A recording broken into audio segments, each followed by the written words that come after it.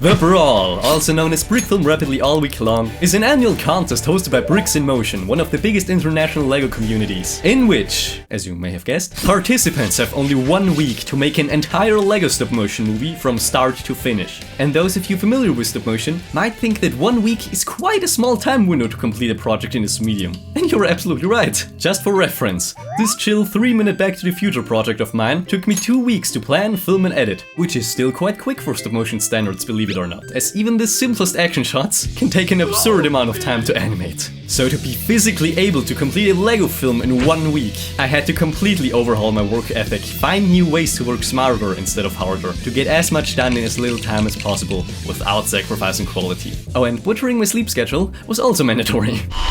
Well, buckle up folks, as this is my journey on how I made an entire LEGO stop-motion movie in a week. The contest started June 28th, 7 PM EDT, where the story theme of the contest would be announced. But since I'm from Austria, this time turned out to be at 1 AM in the morning, right before my usual bedtime, which meant that I had a quick look at the theme reveal before going to sleep, so I could hopefully let my subconscious cook up something awesome by the time I woke up the next morning. And the theme for this year's Brawl was...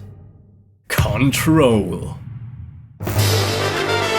So I woke up the next day, and I kid you not, my plan totally worked out. While others were struggling to come up with ideas for the theme, after waking up, I had a rough idea for my film in no time.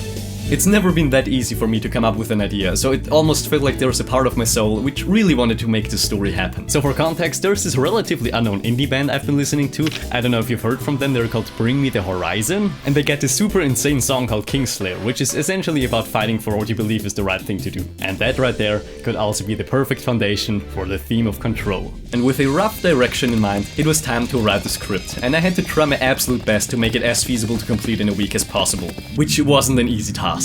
I also always make a storyboard to depict all the individual shots of the film for every single one of my animations, but this time there was no time for that. I simply had to trust my instincts during the animating phase for this one. So here's a quick overview of the story I came up with. My film is gonna revolve around this simple man struggling with his cruel 9-to-5 job. He's also getting increasingly depressed at the current state of the world, but at least he's still got his family that he cares about deeply. One fateful day, he stumbles into a hidden world in which there are no problems, where he is given the choice to chill there in peace for the rest of his life or to fight the god of human greed to cleanse humanity of all the darkness. Yeah, I know this overview sounds absolutely nuts, but believe me, when everything comes together, it's all gonna make sense.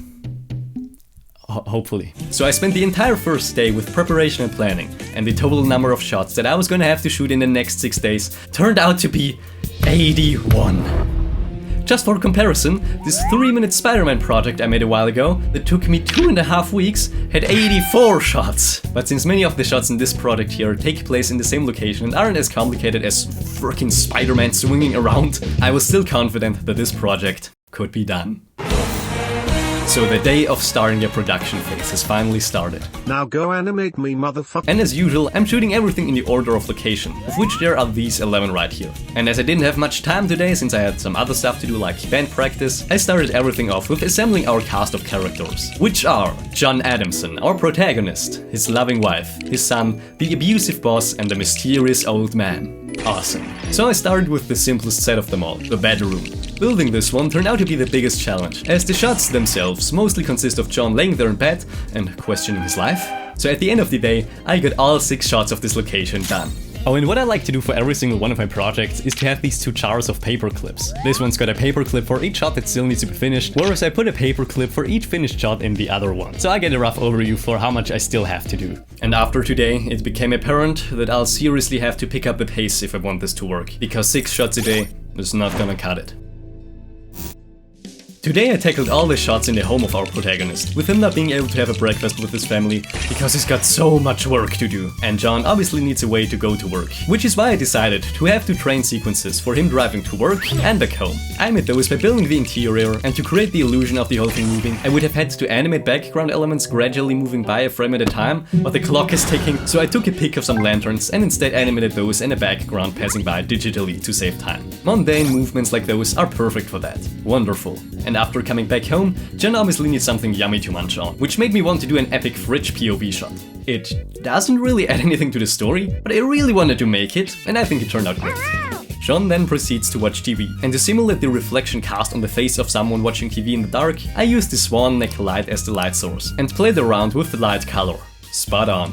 Oh, and by now, you might have been wondering how on earth the judges of this contest determine whether the movie was actually shot during the appropriate time period and not earlier. Well, apart from the story theme, there are also the mod elements. And for this year, those are the letter E and a white and a yellow brick touching. And either one of those needs to be in every single shot of the film. So if you pay close attention, you'll find that I snuck in a white and yellow piece touching in every single shot. And while today was a lot more productive, with 4 of the sets being entirely finished, we are still far from being done. And it's only gonna get more daunting from here on out.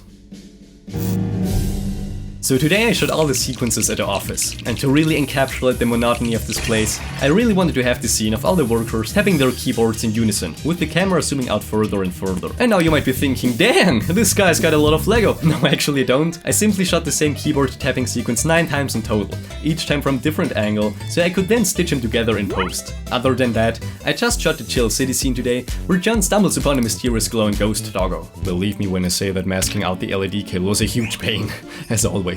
And after following him to an old container, John suddenly gets sucked into another realm. And after today, we've got more than half of all sets animated, but the biggest of the bunch still lie ahead of us. Dang it, after today, we've already surpassed the halfway point.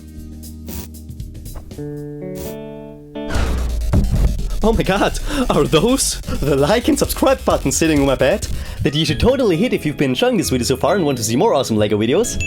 And are those the awesome perks you can receive by becoming a Patreon supporter of my channel? Link in the video description. So now we have arrived at the 5th day, with still 53 shots, plus voice acting and editing remaining. I naturally freaked out as those numbers appear to be rather depressing, but new hope emerged as I ticked off all the shots of a more dialogue-focused scene at the Hidden World train station, with John and the old man having a deep discussion about humanity, with most shots just consisting of simple gestures to underline the dialogue, and me therefore being able to clear a huge number of shots in no time. So after John decided that he will challenge the god of human greed to a fated battle, we arrive at the old man's dungeon, where he gives John an ancient sword that enhances his combat abilities, so that he may end humanity's suffering once and for all.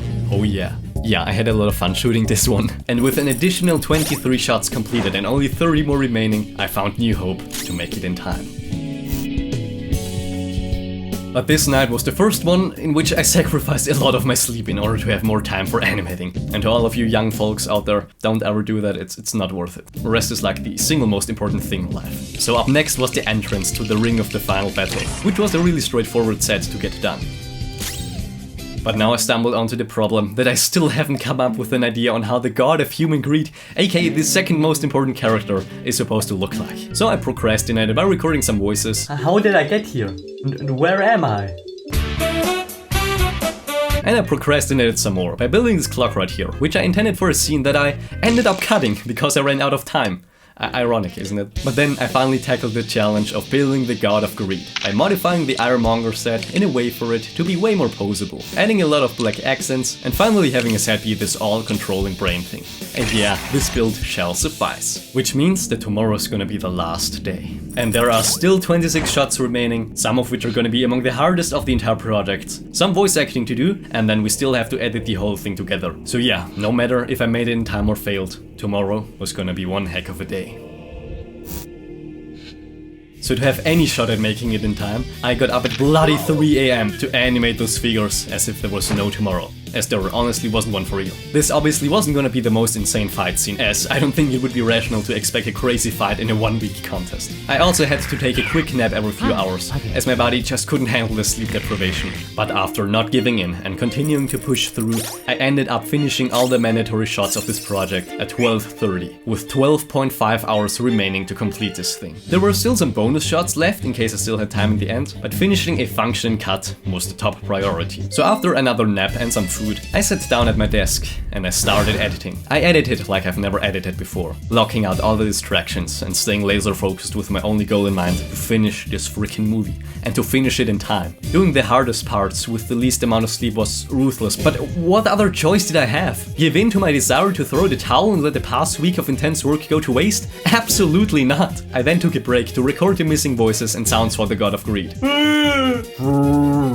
my god, look where's the bike and oh my god! And with an alien-like effect slapped onto them. They sound worthy of an entity representing the dark side of humanity. And as I continued editing, it became apparent that there was absolutely no way I was gonna have enough time to film those extra shots, as the deadline got increasingly closer and closer. But I couldn't let that stress me out, as I was so damn close to finishing this thing. I had already been working for over 12 hours that day, which is probably the longest shift I've ever endured, but I didn't think about that. And as my inner demons of doubt crawled closer and closer to the surface, ready to overtake my already sleep-deprived mind, and the ticking of the clock became louder and louder and louder, the last hour of editing became the most stressful I've ever been when editing. I was corrupted. But the thought of racing across the finishing line, making it in time, the world being able to see this piece of art that I'm passionate about, the thought of that is what kept me going. What silenced the ticking of the clock, what suffocated my demons. Because that's where my loyalties lie. I was so ready to twist the knife in the belly of the monster. Nothing in this mortal world was able to break my spirit in these final minutes. And before I knew it, it happened. There was an hour remaining on the clock, and I freaking did it. I made one final test view, hit that export button and hit that upload button, praying that my poor internet could get this thing online in time, and it did. I had freaking made it. 30 minutes before the deadline, after the most insane shift I had ever worked, I completed my entry for Brawl 2025. And after a few minutes, my entry had been approved. Well, that was it. I had freaking made it in time. And oh wait, you actually want to see the finished movie? Oh yeah, sure, wait a second, let me see. There it is. So please have a look and enjoy. Or don't, I don't care. It's up to you, I don't care honestly.